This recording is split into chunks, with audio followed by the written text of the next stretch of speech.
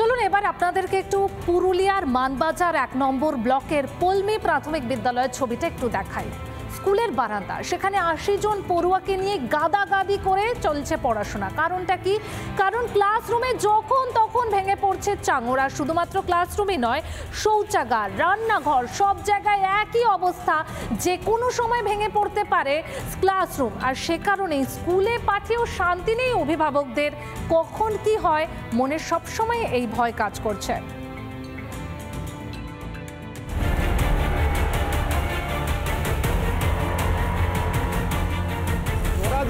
সেই বিদ্যালয় ভবনে কেবলমাত্র শিক্ষক শিক্ষিকারা ৮০ জন পড়ুয়ার শিক্ষাদান করে চলছে। জায়গাটাতেই এক সময় ছাত্রছাত্রীদের পঠন পাঠন হতো, কিন্তু সেই বিদ্যালয়ের শ্রেণীকক্ষটি এখন অকেজো। কারণ একেবারে চাঙড় খসে পড়েছে, উপরে চাঙড় খসে পড়ছে, যে কারণে যে কোনো সময় দুর্ঘটনার কবলে পড়তে পারে ছাত্রছাত্রীরা। নিশ্চিন্তে আমরা থাকতে পারিনি।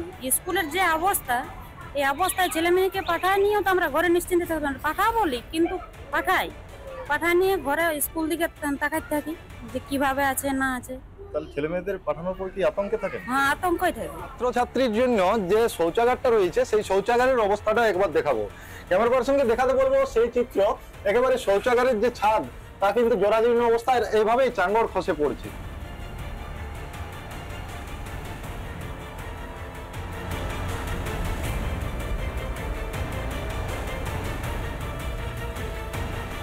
যেভাবে ছাদ দিকে চাকলা পড়ে, একদিন তো আমি নিজে প্র্যাকটিক্যালি ক্লাস করাতে করাতে একদিন পড়ে গেছিল।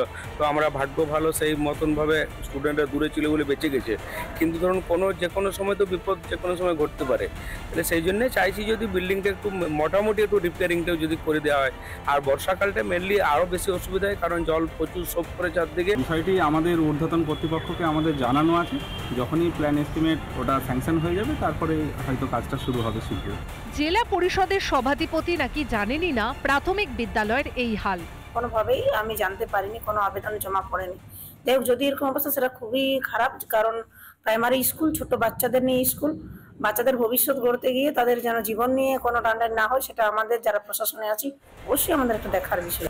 প্রান্তিক এলাকার বিদ্যালয়গুলির জরাজীর্ণ অবস্থার জন্য দায়ী বর্তমান সরকার, দাবি বিজেপির। বর্তমান তৃণমূল সরকার সরকারি শিক্ষা প্রতিষ্ঠানগুলোকে নজর না দিয়ে বেসরকারি শিক্ষা প্রতিষ্ঠানের দিকে বেশি নজর দিচ্ছে। আমরা জানতে চাই, তৃণমূল সরকার বেসরকারি শিক্ষা প্রতিষ্ঠানের থেকে কত টাকা পায়, এবং বারবার বলার সত্ত্বেও কোনো ব্যবস্থা হয়নি। কবে হাল ফিরবে এই বেহাল শিক্ষা কেন্দ্রের? কবে এই বিদ্যালয় পাবে ঠিক পরিকাঠামোগত বিদ্যালয় ভবন? সেদিকেই তাকিয়ে রয়েছে কিন্তু এলাকার মানুষজন। পুরুলিয়া থেকে অরবিন্দ মাহাতোর রিপোর্ট, রিপাবলিক বাংলা।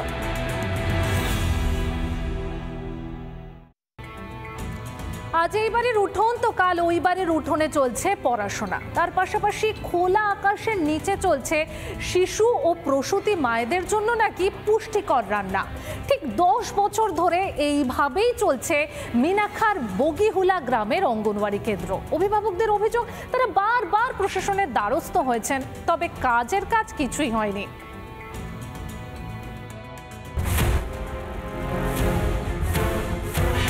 একদম কিন্তু খোলা আকাশের নিচে এইভাবেও কিন্তু পুষ্টিকর খাবার দেওয়া হচ্ছে। ক্যামেরা পার্সন সেই ছবি এখান থেকে দেখাচ্ছে। এই যে খোলা একদম জায়গা, সেখান থেকে কিন্তু খাবার মানে দিচ্ছেন অঙ্গনওয়াড়ির যে কর্মীরা তারা। এবং ক্যামেরা পার্সন বাকি বললোকে বলবো তার একটু ছবি দেখাতে। এই যে উনুন, এই যে উনুনে কিন্তু রান্না হয় একদম খোলা আকাশের নিচে। পড়াশোনা হলেও এদের খুব অসুবিধা হয় এদের, কেননা নিজের কোনো একটা মানে স্কুল নেই, নির্দিষ্ট জায়গা নেই যে এরা বসে মানে পড়াশোনা করাবে কিংবা খাবার দেবে, সেইটাই নেই।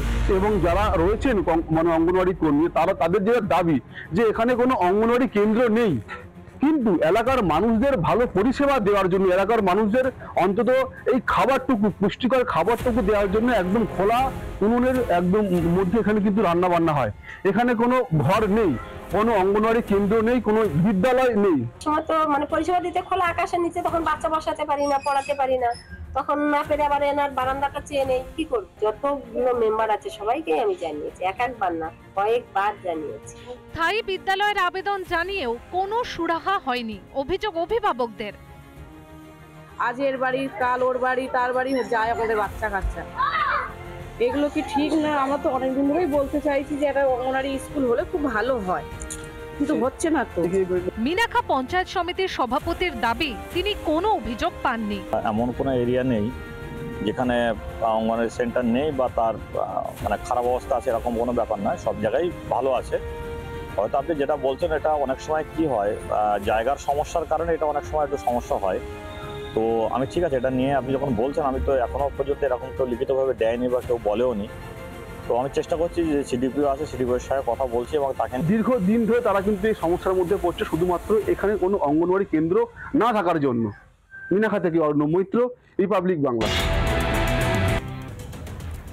বেড়াতে গিয়ে অসাবধানতা বশত মাতলা নদীর জলে তলিয়ে গেলেন এক পর্যটক।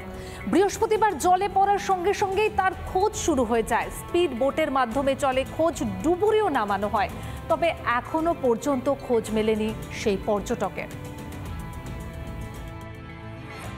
কুলতলিতে বেড়াতে এসে পর্যটক মূলত পড়ে যায় নদীতে। সুন্দরবনে বেড়াতে এসে তারা আরও একদিন এখানে বিভিন্ন জায়গায় খাড়ি সহ বিভিন্ন জায়গায় ঘুরে দেখবে বলে লঞ্চের সঙ্গে কথা বলতে যাওয়ার সময় পানুয়া বলে একজন যে যুবক তিনি আর কি এই নদীতে পড়ে যায়।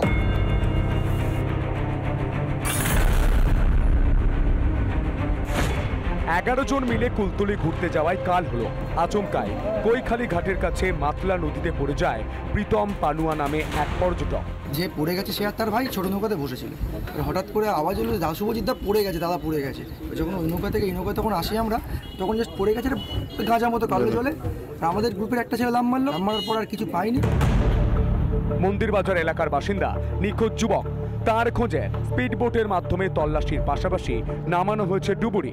কয়েক সেকেন্ডের মধ্যে ভাইও নদীতে জাম্প করে ধরার জন্য, এবং নৌকার মাঝিও জাম্প করে, এবং ওদের টিমের মধ্যে একটা ছেলেও জাম্প করে পায়নি। তা এবার টান ছিল, তারাও নিজেরা আবার উঠতে হবে বলে তারা নিজেরা উঠে এসছে। কতক্ষণে যুবকের খোঁজ মেলে সেদিকে তাকিয়ে নিখোঁজের স্বজনহারারা।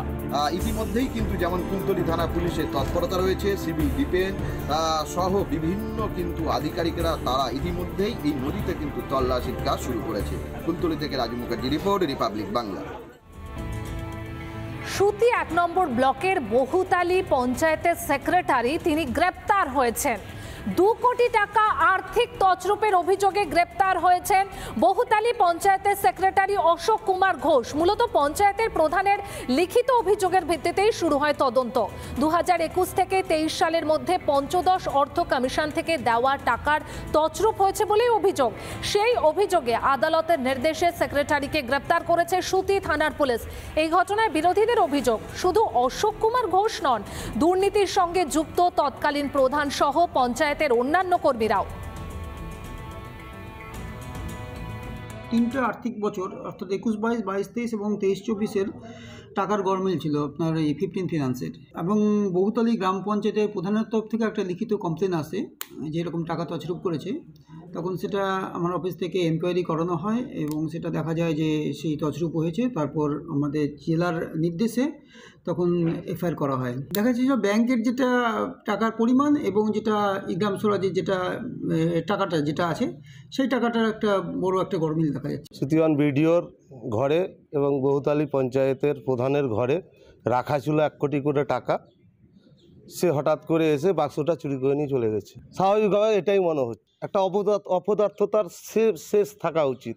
এতটাই এরা অপদার্থ, আজকে 2 কোটি টাকা চুরি হয়েছে, একজন স্টাফ সেক্রেটারি উনি একাই চুরি করলেন, তার সঙ্গে যারা এই চুরির পান্ডা, সেই পান্ডাদের কেন অ্যারেস্ট করা হলো না? আর আগে আরও পূর্বে হওয়া উচিত ছিল। এটা পুরনো কেস, তো সেক্রেটারি করা হয়েছে। এটা একটা মাত্র একটা মালার একটা পুঁথি মাত্র। পঞ্চায়েতে যে তৎকালীন যারা প্রধান নেতৃত্ব, এমনকি ব্লক স্তরের নেতৃত্ব, তার সঙ্গে সঙ্গে বিধায়করা, এতে সবাই রঘু মানে যে রই মানে বুয়াল যে আছে, তো বুয়াল এখানে সবাই জড়িত আছে, শুধু সেক্রেটারি নয়, শেষ মাথা পর্যন্ত যেতে হবে।